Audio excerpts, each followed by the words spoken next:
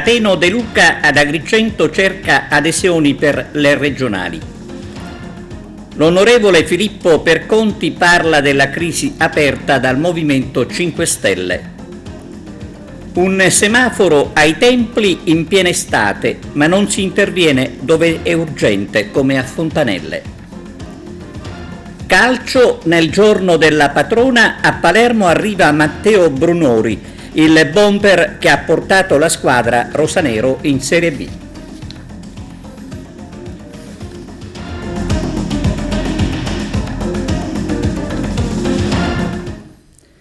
Buongiorno da TVA Notizie, apertura dedicata alla politica con l'arrivo ad Agrigento dell'ex sindaco di Messina Cateno De Luca al microfono di Arturo Cantella. Allora, gli obiettivi di questa tua iniziativa oggi ad Agrigento, ma sarai anche in altre zone della provincia per raccogliere consensi e fare le liste, che tipo di prospettiva abbiamo? Ma noi siamo partiti con uno schema iniziale di 2 liste, prima ovviamente delle elezioni di Messina, dove abbiamo sperimentato un modello col quale abbiamo ragionato anche con Dino Giarrusso di lanciare quella che comunque è stata anche per i 5 Stelle una strategia di collegamento diretto tra chi oggi ha la responsabilità di movimenti politici e il singolo elettore, e ci siamo inventati questa strategia delle liste di testimonianza che hanno affiancato le liste robuste. Lì a Messina abbiamo fatto 9 liste, 3 erano state tarate per conseguire il 5% e 6 le abbiamo aggiunte per consentire ai normali cittadini, anche che non hanno fatto politica, di scendere in campo direttamente e dare un contributo diretto alla campagna elettorale. È finita che grazie alle 6 liste di testimonianza fatte dalla casalinga piuttosto che dal libero professionista, da gente che comunque si è sentita chiamata e ha risposto, perché il centrodestra e il centrosinistra a Messina si erano messi d'accordo per ammazzarci. E allora abbiamo lanciato questa strategia che ha fatto la differenza. Noi abbiamo vinto a Messina col 45,5% al primo turno e le liste di testimonianza, le 6 liste tutte assieme, hanno conseguito il 7,50%. Sulla scorta di questo successo, allora abbiamo stabilito di lanciare questo modello in ambito regionale. Quindi noi stiamo lavorando in questo momento su 3 liste forti, che sono quelle che oggi stanno, vedete, nel nostro brand comunicativo, e le 6 liste di testimonianza che sono l'appello che stiamo lanciando a tutti quanti di dare un contributo per cambiare questa Sicilia. Chiunque può partecipare a cambiare la Sicilia, non ci sono scuse stavolta. Semplice, non accordandosi con chi l'ha ridotta in queste condizioni, né a centro, né a destra, né a sinistra. Basta che ti allei con un pezzo di questi personaggi e ti contamini. Semplice, e astenersi nel mangiare la mela del peccato, giusto Dino? Esattissimo. Anche perché c'è chi, alleandosi con i partiti che diceva di contestare, ha snaturato se stesso, e adesso assistiamo a uno psicodramma di una forza politica alla quale io ho fatto parte, essendo convinto di determinati valori, che adesso si è svenduta a un'altra forza politica e dipende dal PD, ed è molto triste. Quindi io ho sposato la campagna elettorale di Cateno per il sindaco di Sicilia, anche perché Cateno De Luca è una persona che ha dimostrato di saper amministrare. Quindi in questo tour stiamo contestando la pessima gestione della regione, ma stiamo anche portando la testimonianza di chi ha saputo amministrare. Andate a vedere tutti i dati sul comune di Messina, come è cambiato nei 4 anni in cui Cateno De Luca è stato sindaco, in meglio. Ecco, insieme alla giusta protesta, perché i siciliani sono stanchi ed è giusto aiutare e supportare chi è stanco della pessima gestione Musumeci, ci va anche la proposte concrete e testimonianza di aver saputo amministrare. Si può amministrare bene un comune, si può amministrare bene la regione, se non si è appunto invischiati nei soliti giochetti di favori politici che ben conoscete. E ne voglio approfittare per dire al mitico Lillo Mannino che la sommatoria di 3 falliti fa un grande fallimento. E giustamente lui ha detto ai suoi ragazzi: a Raffaele Lombardo, a Totò Cuffaro, a Romano, e poi si è tirato così, li ha messi sullo stesso piano. Infatti so che Lombardo si è incazzato, perché mettere Turano sullo stesso piano di Lombardo e di Cuffaro è una deminuzia ovviamente per Cuffaro e Lombardo, però ce l'ha messo pure per una questione di numeri. Lillo ha detto a questi ragazzi: mettetevi assieme, fate una lista unica, perché rischiate che vi finisce come a Messina. A Messina com'è finita? Che noi, nonostante eravamo in una competizione elettorale difficile dove tutti quanti erano concentrati ad ammazzarci, non abbiamo voluto l'appoggio né di Cuffaro, né di Lombardo, né di Romano.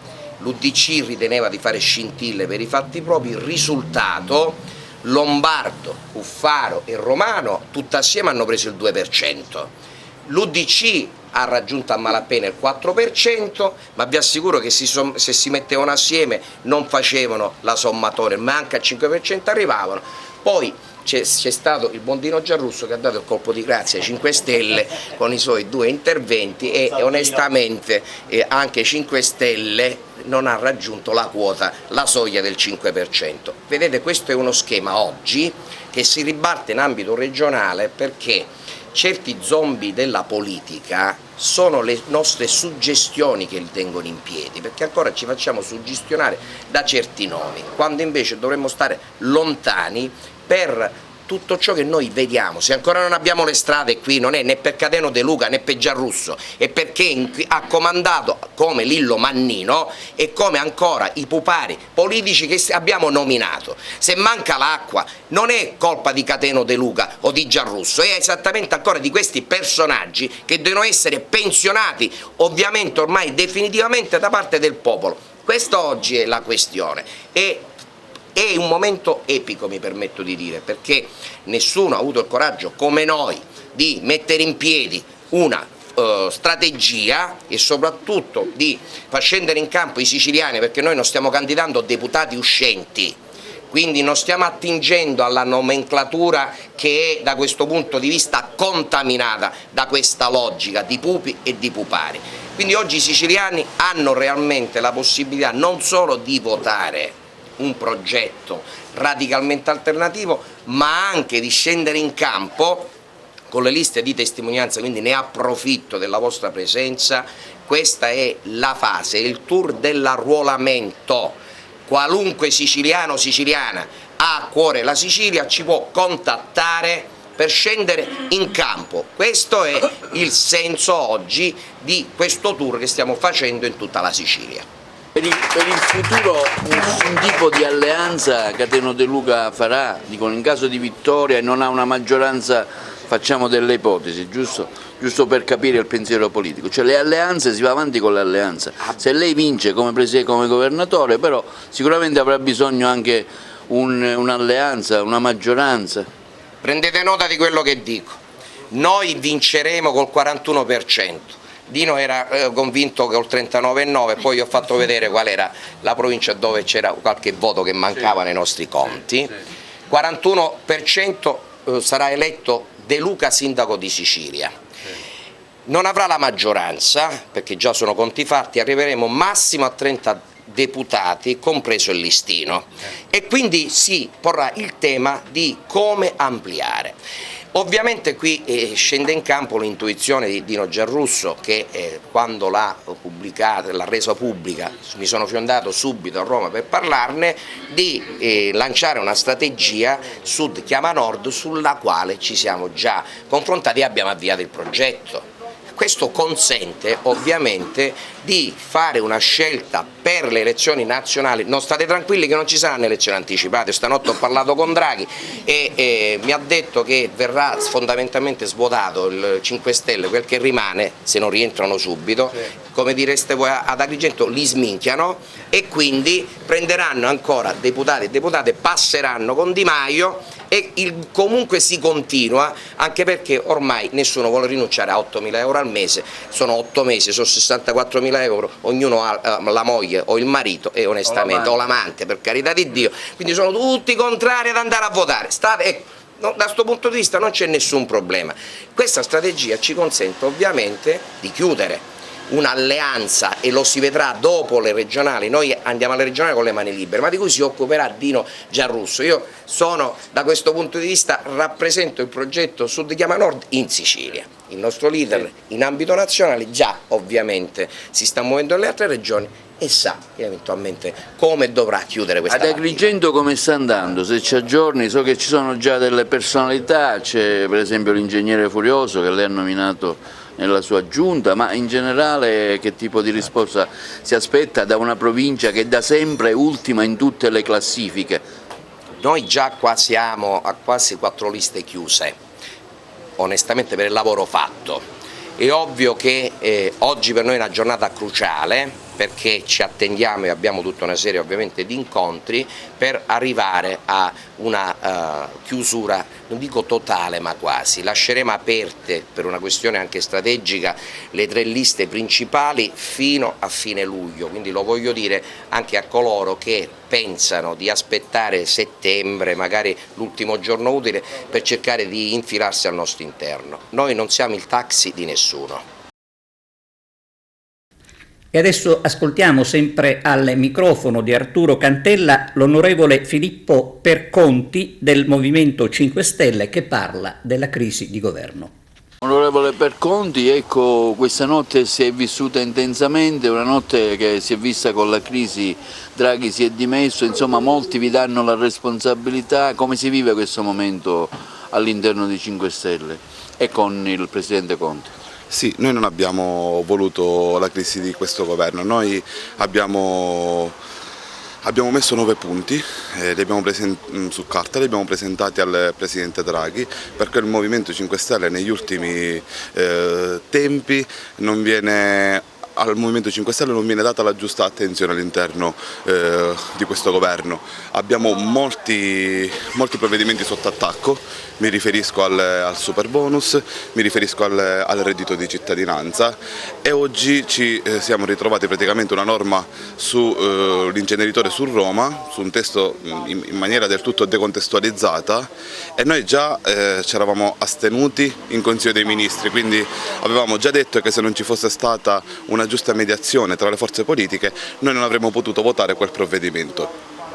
Voglio ricordare inoltre che non siamo stati i primi ad astenerci nella maggioranza, mi ricordo la Lega, mi ricordo Italia Viva. Quindi si può recuperare un dialogo all'interno di un possibile riannodare i fili, insomma Mattarella ha stoppato le dimissioni di Draghi, che futuro immagina all'interno sempre del vostro partito in un discorso di collaborazione, se ci sarà, e di coalizione? Sì, diciamo che questi erano una sorta di atto dovuto. Adesso Draghi mercoledì si presenterà davanti alle Camere e la nostra linea è sempre la stessa. Noi abbiamo posto dei quesiti, dei punti fermi, abbiamo parlato di super bonus, salario minimo, reddito di cittadinanza. Queste cose non sono state ben tenute in considerazione nella conferenza stampa di Draghi e quindi se ci sono le condizioni noi siamo pronti a sostenerlo, altrimenti usciamo dalla maggioranza, credo. Ieri abbiamo parlato della situazione creata dai lavori in piena estate ad Agrigento. Oggi invece parliamo di altri lavori che, pur essendo urgenti, non vengono nemmeno programmati. Andiamo a Fontanelle, vediamo. Le condizioni delle strade di Fontanelle continuano ad essere sempre più preoccupanti. Lo scrive il comitato di quartiere Fontanelle Insieme, che punta il dito sulla burocrazia che ad Agrigento è diventata un'altra piaga insopportabile. I cittadini, scrive il comitato di quartiere, da tempo lamentano la mancanza di servizi e di manutenzione stradale e non bastano i sopralluoghi del sindaco e degli assessori. Purtroppo i pericoli aumentano piuttosto che diminuire. Per il comitato di Fontanelle ci sono dei lavori prioritari, come la messa in sicurezza della via Alessio Di Giovanni, dove dopo il cedimento della strada ci si è limitati a creare il doppio senso di circolazione, lasciando tutto nella precarietà, con il rischio che il cedimento si allarghi, isolando di fatto l'intera zona. E c'è un altro cedimento che dura da mesi, isolando una palazzina. succede in via Maresciallo Guazelli, e poi il massimo della vergogna costituita da un tompino in viale Sicilia per il quale si chiedono interventi da ben 5 mesi. E ancora, come evidenzia il comitato di quartiere, ci sono strade dove il manto stradale a seguito di scavi non è stato ripristinato. Ma c'è di più. A Fontanelle a preoccupare è anche la situazione igienico-sanitaria, perché la pulizia anche delle erbacce viene fatta con interventi stradali, mai una programmazione in tempo utile.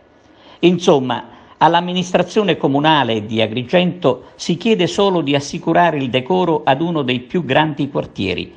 Si chiede di garantire un sacrosanto diritto di vivere in un ambiente civile, e non è certo problema di sporcaccioni, perché l'unico responsabile qui è proprio il comune, soprattutto con i suoi burocrati. E restiamo in tema di cantieri stradali. Fino al 4 settembre stop per 500 cantieri sulla rete ANAS nell'ambito del piano mobilità estiva. L'obiettivo è quello di agevolare gli spostamenti per le vacanze. Non sapevamo ci fosse un diplomatico, lo hanno dichiarato i componenti della banda che lo scorso anno in Congo ha ucciso il diplomatico Luca Attanasio. Gli atti dell'inchiesta sono stati consegnati dalle autorità africane ai carabinieri del ROS. Sarebbero 7 le persone indagate, 5 si trovano in carcere mentre il loro capo risulta latitante. Ad aprile al Polo Universitario di Agrigento, lo ricordiamo, venne presentato il libro di Fabio Marchese Ragona dedicato ad Attanasio alla presenza della vedova signora Zachia. A Messina, con l'imminente rimozione dei detriti, l'ex fiera sarà finalmente fruibile. Vediamo. Noi abbiamo sempre detto che l'area della fiera non poteva non essere vista all'interno di una visione complessiva di tutta la zona portuale che va dal torrente Boccetta al torrente Annunziata.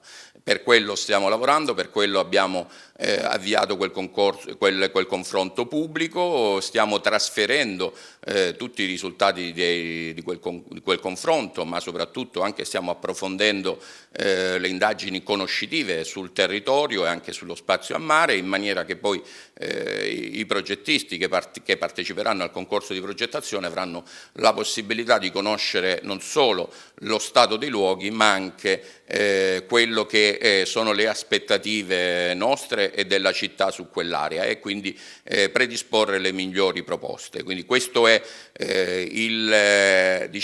l'intervento grosso sull'area, con un concorso che contiamo di lanciare nei prossimi mesi. Per quanto riguarda le sistemazioni delle aree esterne, comunque siccome poi per la fase di attuazione almeno della prima parte del concorso sicuramente i tempi non saranno brevissimi, immaginiamo, stiamo già dando incarico per la realizzazione di un progetto che consenta di mettere in sicurezza e aprire al più presto tutte le aree esterne dell'area dell'ex fiera come prolungamento della passeggiata a mare.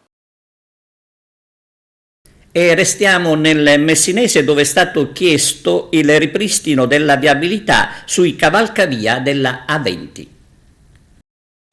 Una mozione e una interrogazione urgenti sono state presentate dal deputato regionale Tommaso Calderone, capogruppo di Forza Italia all'Ars.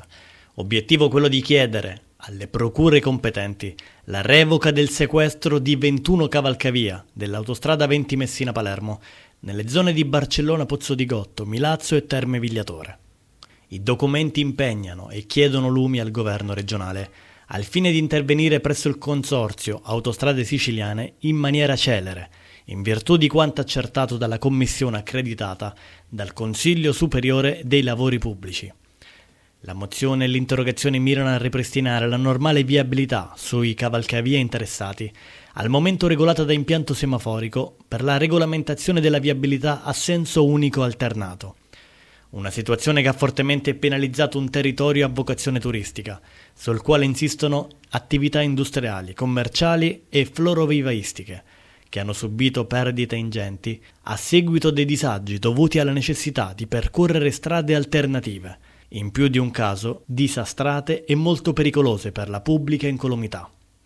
Ritengo, ha dichiarato l'onorevole Tommaso Calderone, che dopo il parere della Commissione siano venute meno le necessità che hanno portato al sequestro dei 21 cavalcavia per presunte criticità su stabilità che avrebbero determinato un rischio crollo. Pertanto ritengo prioritario agire in maniera tempestiva per eliminare disagi che hanno condizionato oltre misura l'economia del territorio e la viabilità.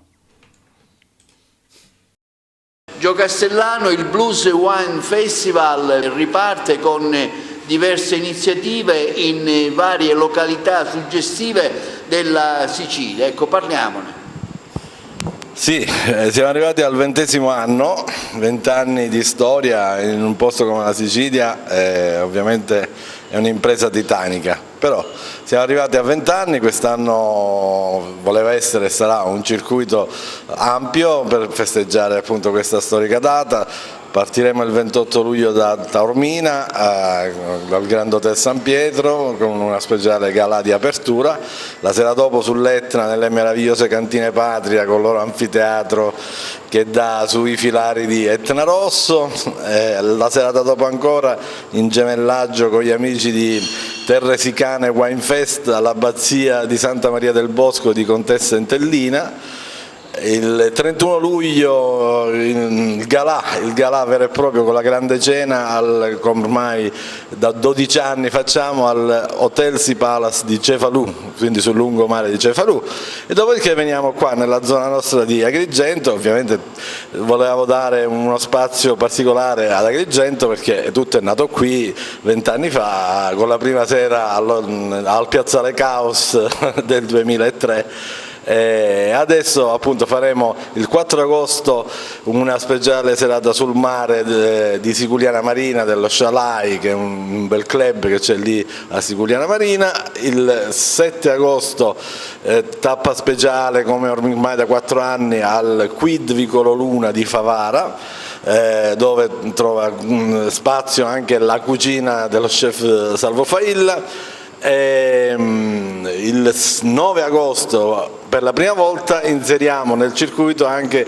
il mondo dell'olio, e quindi una speciale notte del blues and wine, di blues e jazz al frantoio dei fratelli Carlino di Valparadiso di Naro Camastra, dove sarà anche mio ospite speciale uno dei più grandi chitarristi del jazz italiano, con quale Gigi Cifarelli, famoso chitarrista di Mina e di tanti altri grandi artisti del mondo internazionale. E il 10 agosto una serata a sorpresa che penso comunque poi riserveremo in casa agli amici, al pubblico di Aragona e limitrofi. Ecco, quindi un connubio tra degustazione e musica di vino. Sì, esatto, infatti poi chiuderemo il tutto con delle appendici finali tra Valle dei Templi, proprio il Tempio di Giunone, Calotta Nissetta, e serata finale il 4 settembre al Madison, al famoso Madison a Real Monte, quindi alla nostra scala meravigliosa, scala dei turchi, dove le etichette in tutto questo giro saranno circa 60 etichette del migliore vino italiano, quindi daremo spazio a tutto questo grande mondo del migliore vino italiano per celebrare con loro, con le grandi case vinicole, questa nostra storia, finendo come ogni anno a dicembre che nei migliori ristoranti di Sicilia, come in questo caso ancora sarà l'antica Filanda a Caprileone, quindi dietro Capodorlando, per la nostra solita grande cena degli Awards, che attribuirà i premi ai migliori vini del festival, ai più grandi personaggi del mondo della cultura, spettacolo e turismo. Si avvicina il 19 luglio e sono 30 anni dalla strage di Via D'Amelio, e intanto cresce l'amarezza. 30 anni, ogni qualvolta la si ripercorre è una triste piaga, una triste strada che ci porta ad una memoria che vorremmo che non fosse mai esistita. Guardi, 30 anni fa, il 19 luglio del 92, dopo che sentii il botto da casa mia, a piedi come un fantasma mi recai in via D'Amelio e non posso dire quello che vidi. E qualche giorno dopo ero tra i giovani a protestare con rabbia e con amore per la mia terra ai funerali di Paolo Borsellino e degli agenti della scorta. E dopo 30 anni sicuramente la mafia è stata indebolita, non bisogna abbassare la guardia, i tentativi di infiltrazione nelle istituzioni continuano ad esserci ed è un dovere etico per tutti continuare a fare fronte comune contro quello che è stato il male assoluto del secolo per la Sicilia, che ha tenuto la nostra terra, i nostri luoghi, io parlo da assessore dei beni culturali, i nostri luoghi universali nella morsa del sottosviluppo. Ecco, combattere la mafia senza quartiere vuol dire uscire da una dimensione ancora legata al sottosviluppo e cominciare a essere coscienti e consapevoli di ciò che siamo realmente noi siciliani.